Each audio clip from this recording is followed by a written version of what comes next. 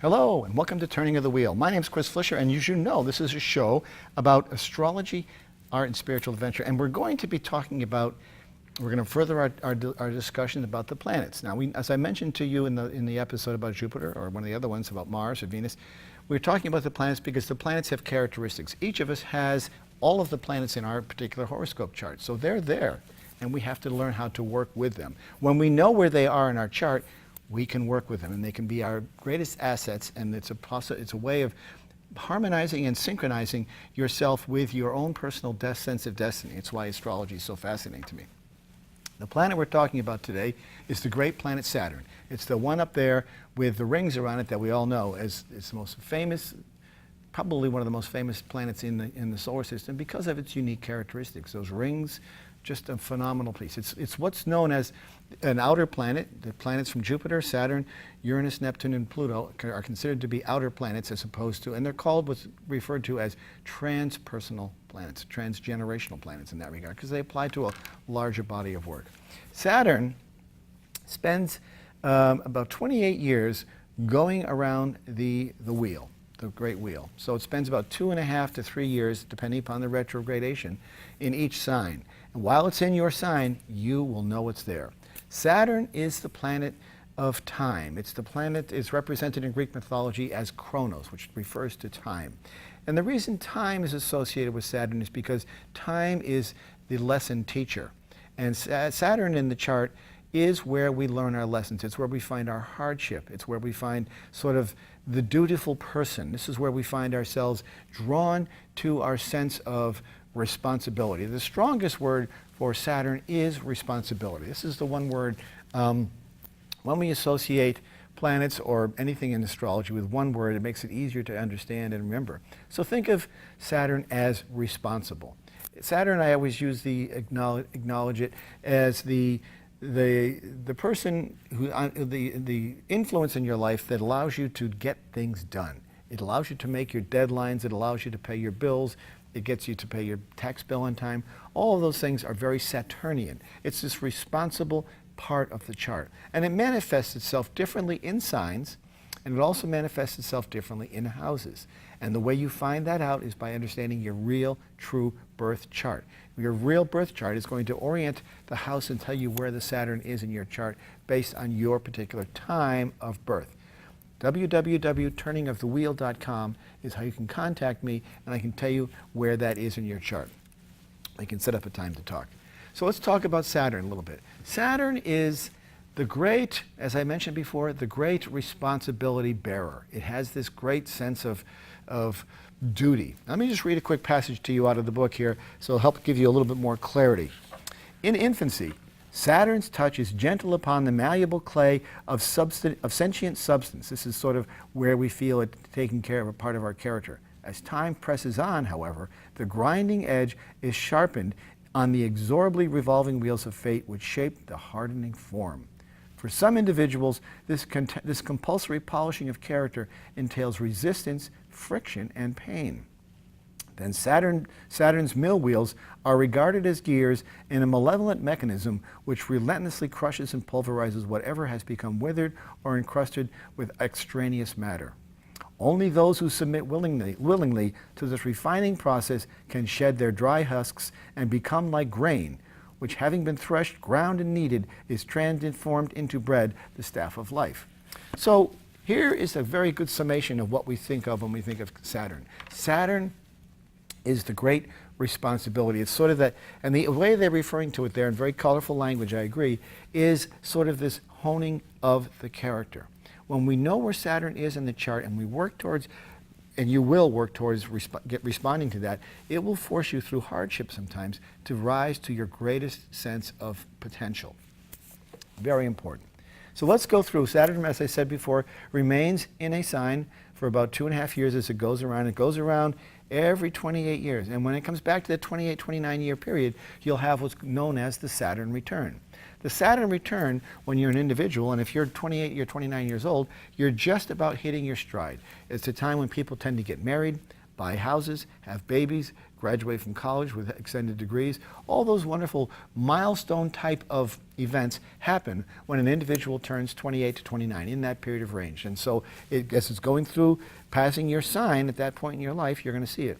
You're also going to see it again at 58, 59.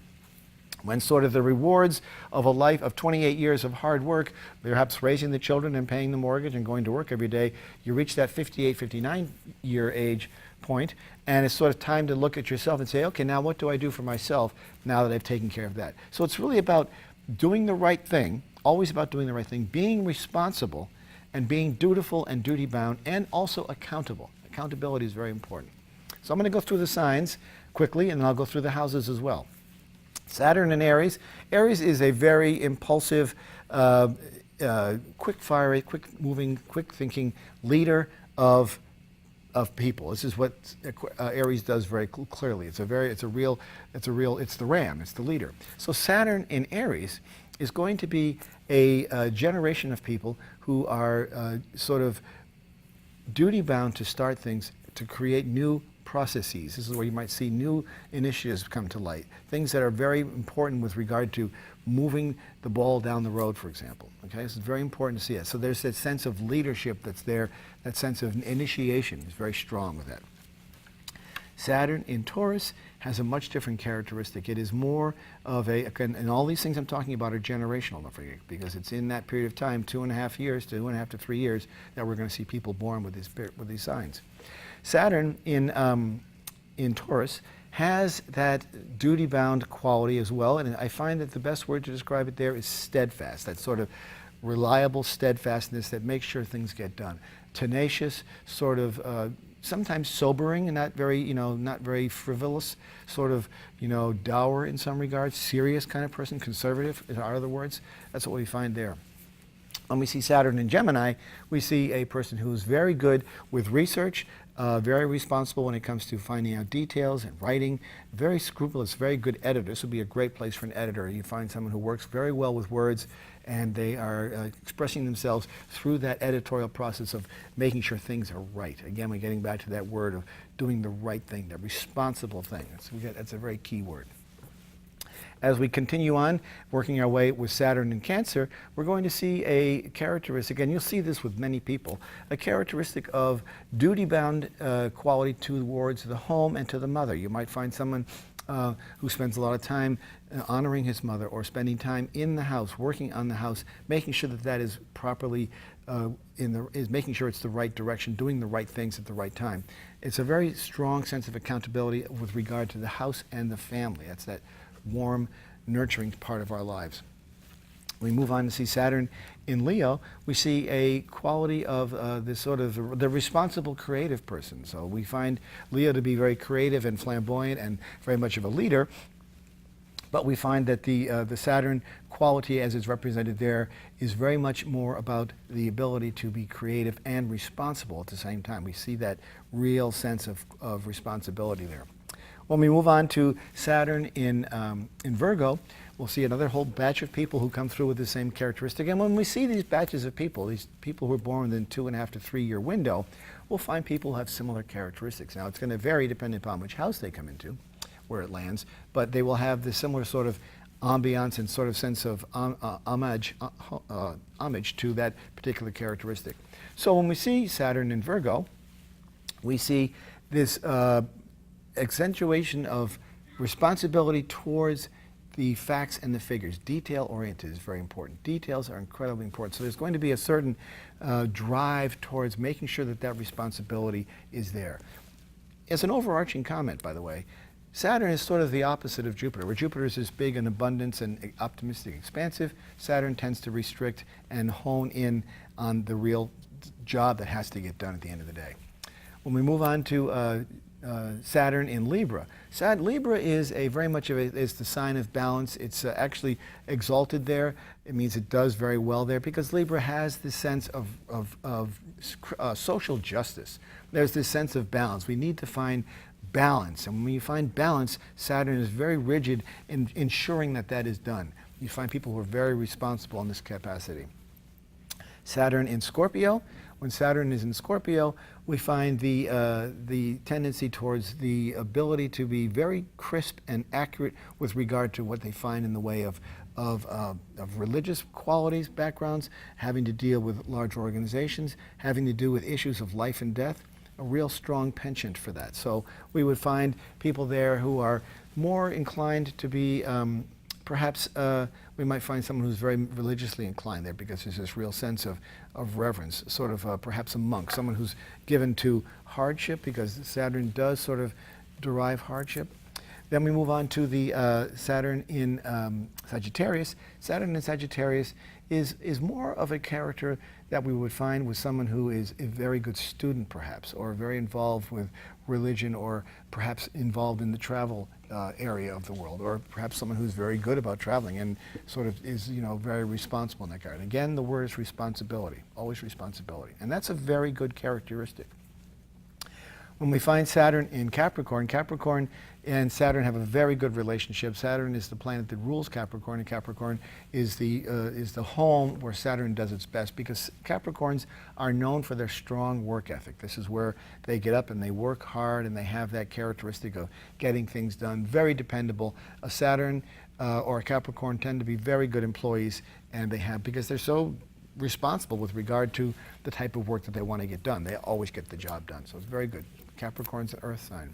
When we see Capricorn in Aquarius, we see a responsibility towards the greater community. We see this large sort of sweep of people feeling personally responsible for the outcome of large organizations. How can they be implementors of responsibility for large organizations or for community activities as well?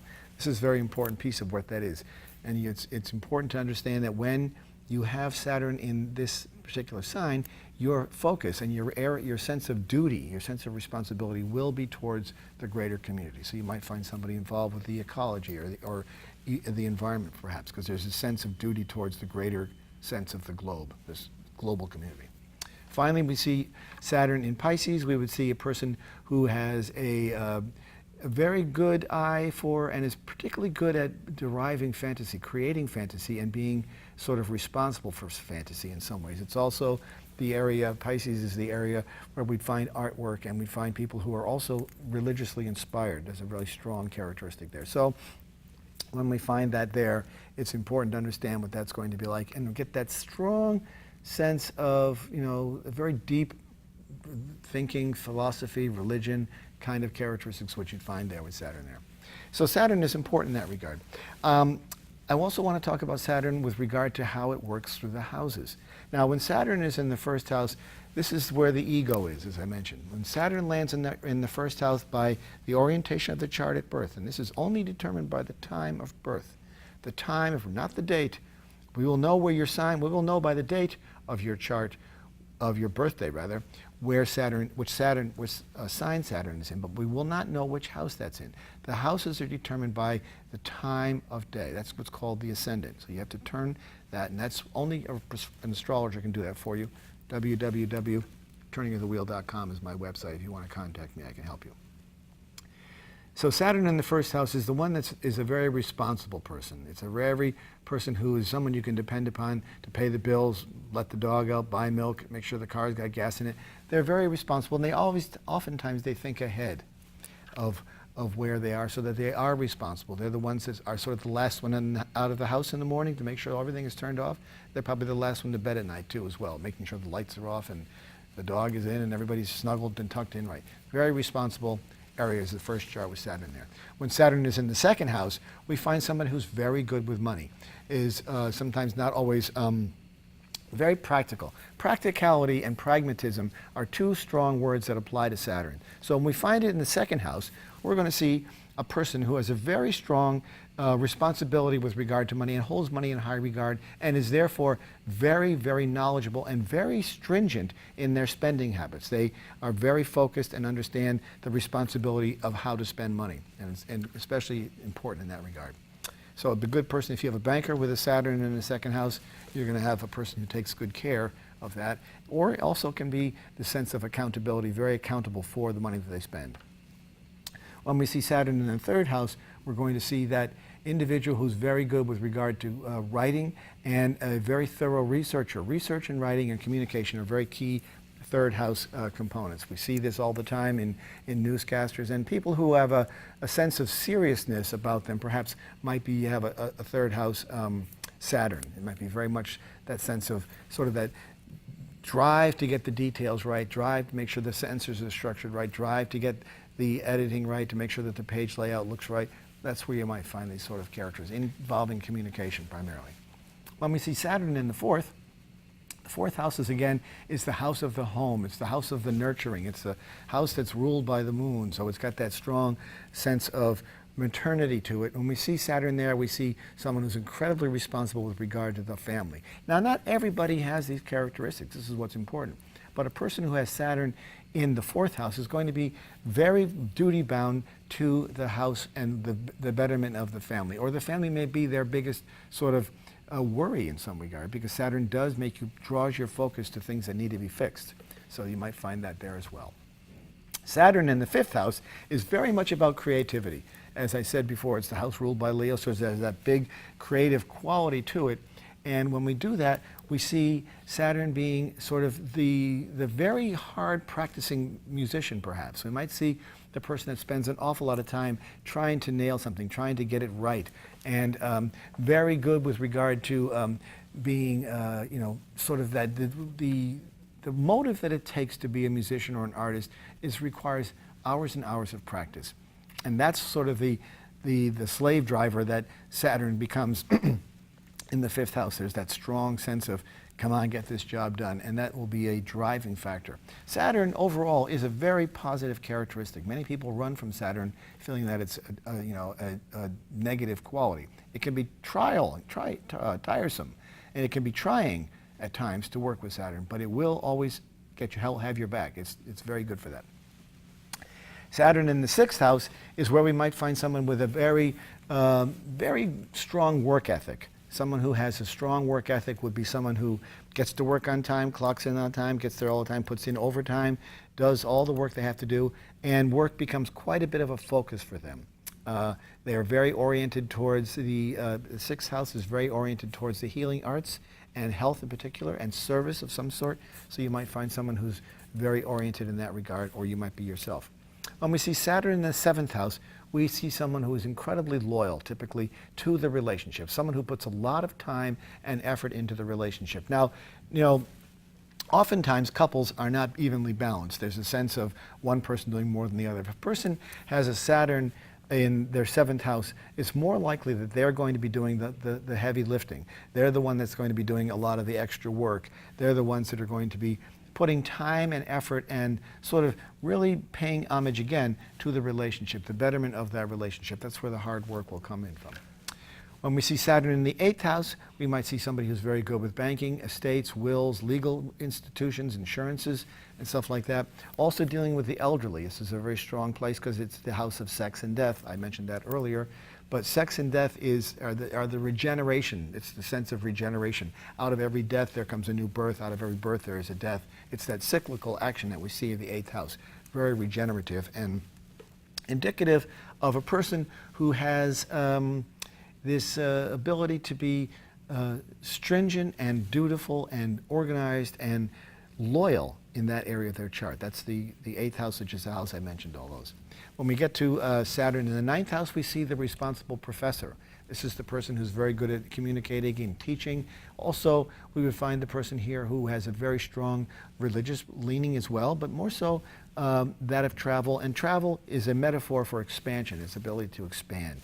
We might see somebody who's very duty-bound in that regard, very stringent and hard-working, and puts a lot of time and effort into those characteristics. So you might find someone who's got a PhD with a strong Saturn in their ninth house because they had the wherewithal, the drive to push them through those many, many years of schools and, of course, the ensuing student debt.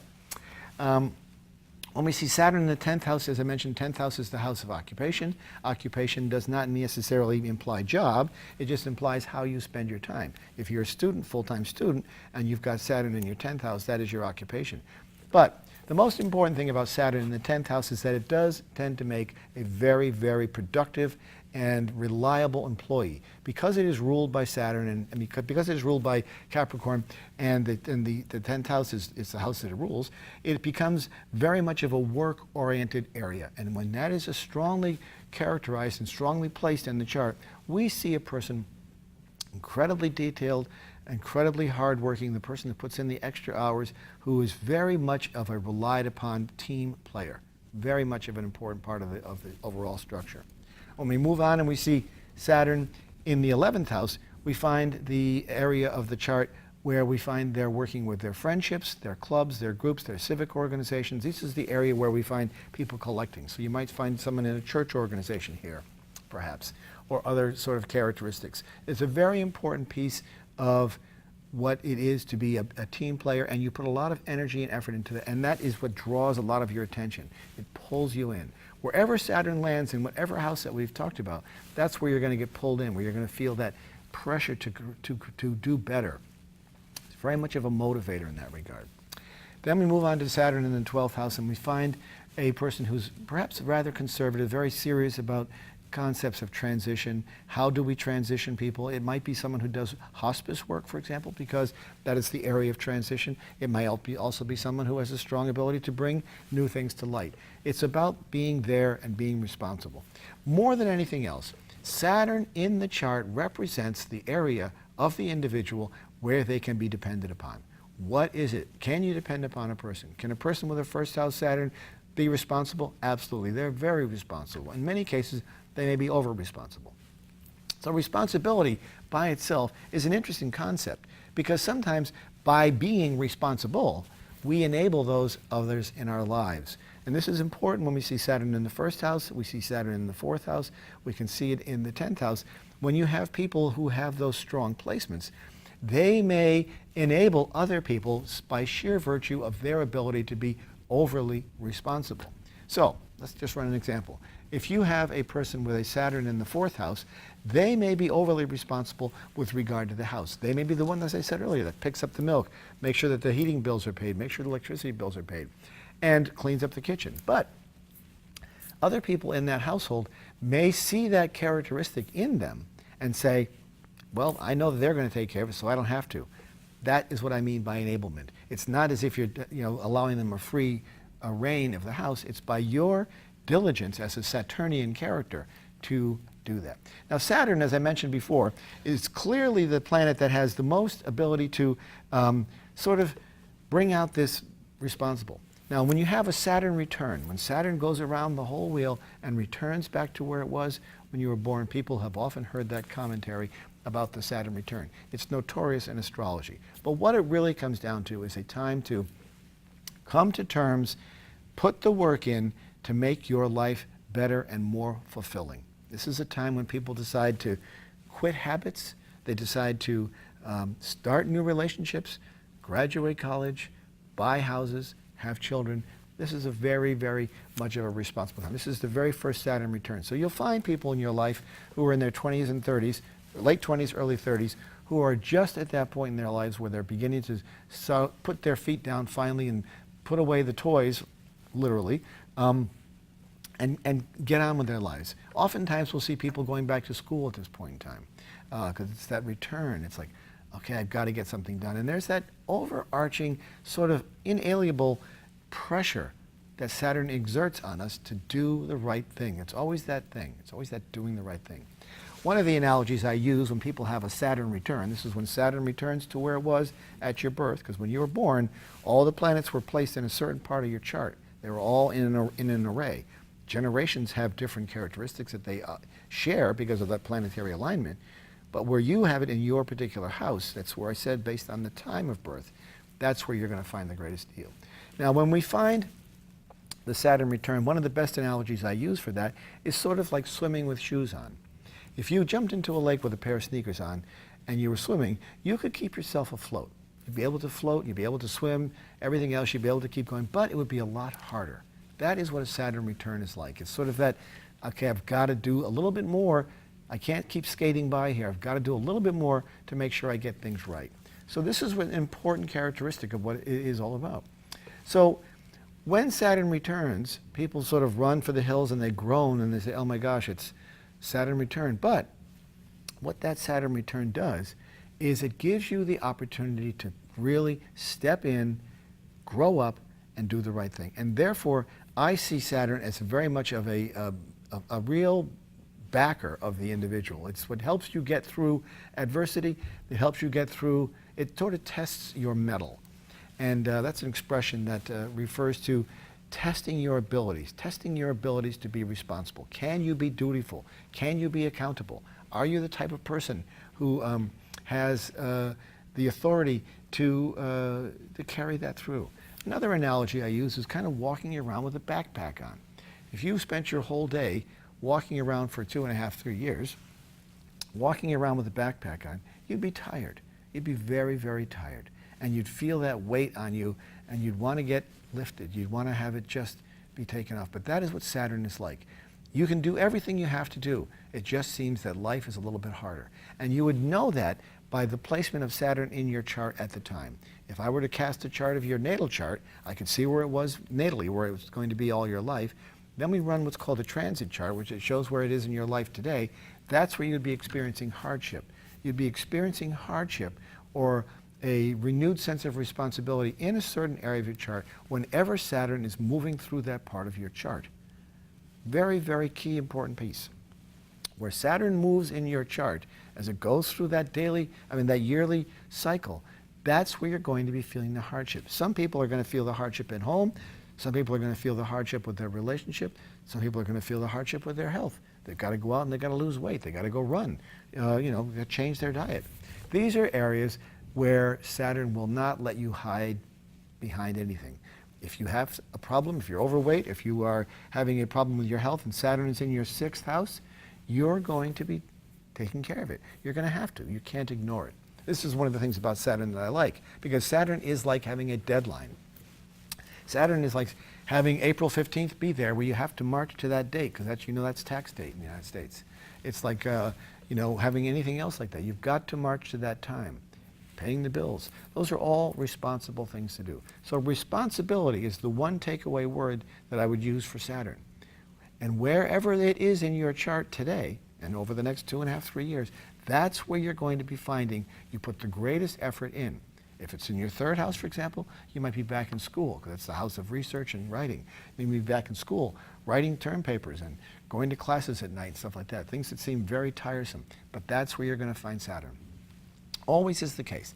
Saturn is about responsibility. You find it in your 7th house, you're going to have discussions with your partner perhaps about where it's going. So when you know where that is in your chart, you will get validation of why things are difficult for you. And that can only happen through a personal astrology reading. My website is www.turningofthewheel.com. That's where you'll find information. That's where you can get answers about where this is. It's very validating. I really encourage you to look it up and do some research on astrology on your own. You can Google anything I've been talking about and find more explanations that sort of fulfill and illustrate better perhaps than what I've been able to put across to you right now. I'm always available for lessons, www.turningofthewheel.com. Turning of the Wheel is one word. And thank you, and I'll see you all again soon.